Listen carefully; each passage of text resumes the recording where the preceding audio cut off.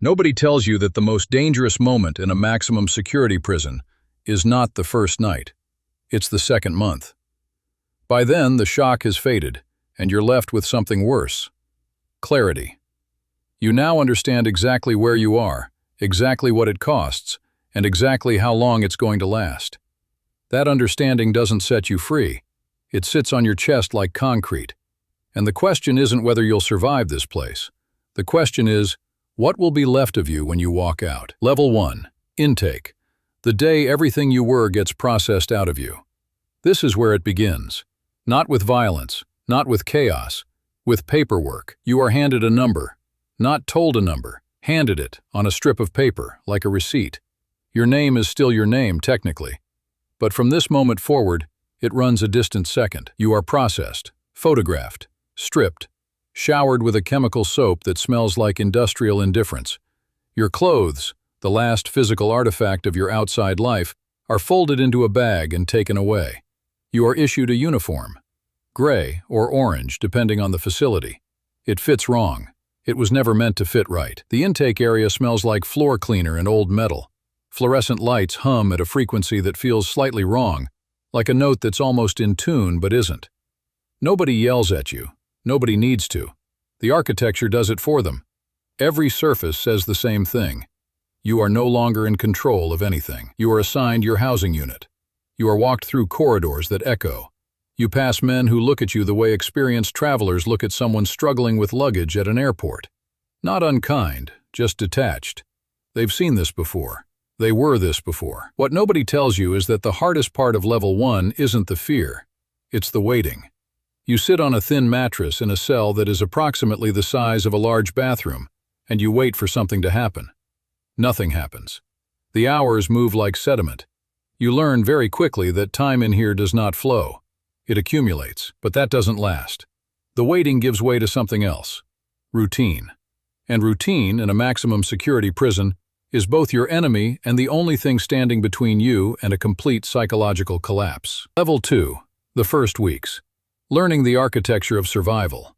This is where the real education begins. You learn the physical geography of your world in a matter of days. The yard, the chow hall, the block, the shower schedule, the visiting room, the medical unit you hope never to need and almost certainly will. You learn which corridors get loud after count time and which ones stay quiet. You learn where the blind spots are, not to exploit them necessarily, but because knowing them tells you who does. The social architecture is more complex and takes longer. Every housing unit has its own ecosystem. Alliances built on race, geography, religion, length of sentence, reputation. None of this is explained to you. You are expected to read it, absorb it, and navigate it without asking too many questions. Asking the wrong question to the wrong person carries consequences that no orientation packet covers. You eat in a room full of hundreds of men, in a silence that is louder than noise. The food is institutional and calorie sufficient and almost entirely joyless. You eat fast, because sitting too long at the wrong table sends a message you may not intend.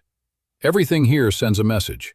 Your posture, your eye contact, how long you hold someone's gaze and when you look away. You are being read constantly by men who have spent years becoming fluent in human behavior because their safety depended on it. The officers are a presence that operates on its own frequency. Some are professional and distant. Some are cruel in small, deniable ways. A few are decent human beings doing a genuinely difficult job. You learn to tell the difference fast. That skill may matter more than you expect. What surprises you, what nobody outside ever talks about, is the boredom. The grinding, total, suffocating boredom. You have 23 hours a day in which very little happens, and 1 hour in which things might. You begin to understand why men here obsess over small things. A specific seat at a table. The order of the shower rotation. Who controls the common room television? When everything is taken from you, the small things become enormous. They become the architecture of dignity. Level 3. Finding your ground, or losing it. This is where the split happens. By this point, you have absorbed the baseline reality of your situation. The shock is metabolized. What remains is a choice that nobody frames as a choice, because it doesn't feel like one. You either find something to hold on to, or you begin to drift. And drifting in here has a direction. It always goes the same way. The men who find their ground do it through structure they build themselves. Education programs, if the facility offers them. Religious practice, exercise, the weight pile, the track, the push-ups in the cell at 5 a.m. that have nothing to do with aesthetics and everything to do with maintaining sovereignty over the one thing that is still unambiguously yours, your body. Some men write, some draw, some teach other men to read, some simply commit to being the same person every single day, regardless of what the environment is pushing them to become. That consistency is harder than it sounds. It is, in fact, one of the hardest things a human being can do. The men who drift do so gradually. It's not dramatic. It doesn't look like surrender. It looks like adaptation. They absorb the values of the environment because the environment is total and relentless, and the path of least resistance runs straight through it. They become fluent in a language of threat and hierarchy, and transactional loyalty that works perfectly inside these walls and translates nowhere outside them. They are preparing for a world that exists only here, and some part of them knows it. The pressure to drift is not always violent. Sometimes it's social. Sometimes it's simply the weight of spending every waking hour surrounded by a particular set of norms. You become what you're immersed in. That's not weakness. That's neuroscience. Resisting it requires an act of will that has to be renewed every single day, without applause, without external validation, and without any guarantee that it matters. That's when the real problem starts. Because the facility itself has very little invested in which direction you go. The system processes you. What it produces is largely a function of what you bring in and what you choose, or fail to choose, to protect. Level 4. The long middle. When time becomes the sentence. This is the part nobody makes films about. You are somewhere in the middle of your sentence. Not close enough to the end to feel its pull. Far enough from the beginning that the initial adrenaline of survival has completely burned off. This is the long middle, and it is where the sentence does most of its actual work on you. Not the walls. Not the guards. Time itself. You develop routines so precise they become ritual. Wake at the same hour. Exercise in the same sequence. Walk the yard in the same pattern. Read at the same time of day. This is not pathology. This is sanity maintenance. Structure is the skeleton of psychological survival. Without it, the days blur into each other and you lose the sense that time is moving at all, which is its own quiet form of horror. Relationships in here are complicated in ways that resist easy description. You form genuine bonds with men you would never have met outside, over conversations that go surprisingly deep because there is nothing else to do and nowhere else to go. You share information about families, regrets, childhoods, fears. And then one of you gets transferred or released or moved to a different unit, and that relationship simply stops. No closure, no goodbye dinner. One day the person is there, and then they're not. You learn not to attach too hard. That lesson costs something every time you learn it. Your relationship with the outside world attenuates. Phone calls get shorter. Visits get less frequent, not because people love you less necessarily, but because maintaining a relationship through a glass partition and a monitored phone line requires a sustained effort that real life erodes over time. You watch men whose families have stopped coming. You watch them recalibrate. You tell yourself it won't happen to you. Some of you are right. Letters matter here in a way they haven't mattered since the 19th century. A physical letter, handwritten, is something you can hold. You can read it in your cell at midnight when the unit is loud and your thoughts are louder. Some men keep their letters in stacks, organized. Reread until the paper softens at the folds. The outside world exists in those pages. It's reduced and partial and filtered through what people choose to share. But it's real, and it's yours. And in here, that combination is rare enough to be precious. Level 5. Incident. The day the environment breaks through your defenses. This is where most people's understanding of prison begins and ends. They are wrong about almost everything. Violence in a maximum security facility is not constant. It is not the background noise of daily life. It is punctual. It arrives without warning, resolves quickly, and leaves a residue that lasts far longer than the event itself. A fight in the yard, an incident on the block, a lockdown that lasts 3 days during which you are in your cell for 23.5 hours, the facility on high alert, the air carrying a specific kind of tension that you have learned to recognize the way sailors recognize weather. During lockdowns, you are alone with your thoughts in a way that is genuinely extreme. There is no yard, no chow hall, no movement. Meals are delivered through a slot in the door. The slot opens, the tray appears, the The slot closes. You eat. You think. You read if you have books. You do push-ups. You stare at the ceiling, which has a texture you have memorized without ever deciding to. You count things. The cracks in the concrete. The seconds between the guard's footsteps in the corridor. You do this not because you are broken, but because the human mind requires input. And when the environment provides none, the mind generates its own. What the incident reveals, whatever it was, whoever it involved, is that the environment you are living in contains forces that operate entirely outside your control and can intersect with your life at any moment. This is not paranoia. It is accurate situational awareness. And it changes something in you that is very hard to reverse. You stop being someone who believes the world is generally safe and navigable. You become someone who knows, viscerally, that it is not. That knowledge is useful in here. Outside, it can take years to unlearn, and this is where it gets dangerous. Not the violence itself, but what the constant proximity to it does to your nervous system. Your baseline shifts. What once would have triggered alarm now barely registers. What once felt like normal social friction now reads as threat. You are being calibrated to an environment that does not exist outside these walls, and the calibration is thorough and patient and largely invisible while it's happening. Level 6. The approaching end. The fear nobody admits. This is the part that genuinely surprises people. When your release date moves from abstract to imminent, when you can count the months on one hand, something unexpected happens. The fear does not go away. It changes direction. You have spent years becoming competent in this world. Competence in here means reading people accurately, managing conflict carefully, maintaining your position within a social structure that has its own logic and rewards. You are by this point genuinely good at surviving in a maximum security prison. That is not a small thing. It required real intelligence and real discipline and real endurance. And now you are being asked to do something far more difficult. Transfer all of that capacity to an outside world that has continued without you, that has changed in ways large and small that you have only partially tracked, and that has absolutely no use for most of the specific skills you have spent years refining.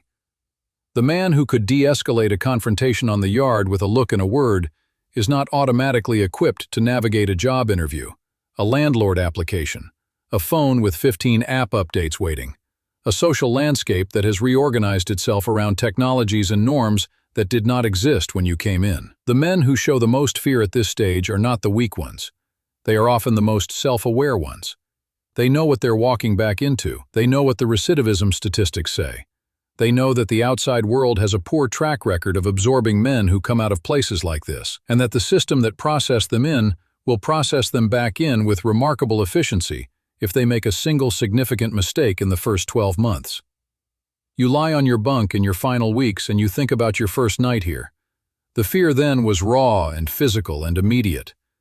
The fear now is colder and more structural. It's not that the world outside is dangerous, it's that you are not sure which version of yourself is going to meet it. Level 7. Release. The gate opens. The sentence doesn't end. This is the moment everyone imagines. It is nothing like they imagine. The gate opens. You walk through. You are handed a bus ticket and a small amount of money, and whatever was in your property bag when you came in. Your wallet, your phone, your keys to a place you may or may not be returning to. The officer says something procedural. The gate closes behind you. You are standing on the outside of a wall that was the perimeter of your world for years, and the sky above you is open in a way that feels almost aggressive after so long. The bus ride back to the city is overwhelming in a way you do not expect and cannot fully explain to anyone who hasn't experienced it. The volume, the movement, the sheer density of information, advertisements, conversations, people on phones, traffic, music from someone's earbuds. Your nervous system, calibrated for an environment of controlled sensory input, is suddenly saturated. You grip the armrest of the seat and breathe, and remind yourself that this is normal, that this is what you wanted, that this is what freedom looks like. The first weeks are disorienting in ways that don't match the narrative. You expected joy. You expected relief. What you find instead is a low, persistent anxiety that you can't locate a source for, because the source is everything. The world is too fast and too loud and too unstructured, and the skills you spent years building are not the ones this world is asking for. And the people who love you want you to be okay, and so you tell them you are, which means you are carrying the weight of this alone. What nobody tells you is that the institution follows you out, not metaphorically, neurologically. You wake up at the same time. You are hyper-aware of who is behind you in a grocery store. You eat fast. You calculate threat in situations that have no threat. You have been shaped by an environment that no longer exists around you, and the shaping doesn't reverse itself just because the environment does. What never changes? In every facility, at every security level, across every decade, certain things remain constant. The first is this: a human being's need for dignity does not diminish because the state has revoked their freedom. It survives confinement the way a plant survives a drought, reduced, leaning toward whatever light is available, but alive. The men who maintain their dignity in a maximum security prison do so through acts of will so small and consistent they are invisible to casual observation. They are not dramatic. They are daily. They are the push-ups at 5 in the morning, and the book read by the narrow window light, and the letter written in careful handwriting to a child who may or may not be old enough to understand it. The second constant is the gap between what people believe about prison and what prison actually is. The public imagines a place of constant brutality, or a place of comfortable coddling, depending on their politics. Both images are wrong. What maximum security actually is a total environment. One that is unglamorous and exhausting and monotonous and occasionally dangerous, and permanently psychological in its effects. It is a machine that processes human beings, and like all machines, it does not particularly care what emerges. The third constant is time. Time is the actual sentence, not the walls, not the uniform, not the restrictions. Time, stripped of the structures that normally give it meaning, work, family rhythms, seasonal rituals, the ordinary forward momentum of a life, becomes something almost physical. Something you carry, something that presses back against you when you try to move through it. The men who survive this best are the ones who find ways to make time mean something. Not to pass it, to use it. The distinction is everything. The fourth constant is that systems built to punish rarely build the capacity to rehabilitate, and the gap between those two functions is where most of the real damage happens. The sentence ends. The effects extend well past its formal boundaries, into families, into communities, into the next generation, into a labor market that has decided in advance what a record means, regardless of the man attached to it. And the fifth constant, the one that runs under all the others like groundwater, is that the people inside these places are people, not symbols, not statistics, not cautionary tales or political arguments or evidence for competing theories of justice. They are human beings in a specific extreme situation, doing what human beings do in all extreme situations, adapting, suffering, enduring, occasionally transcending, and carrying it all long after the situation itself is technically over. You walked in as one person.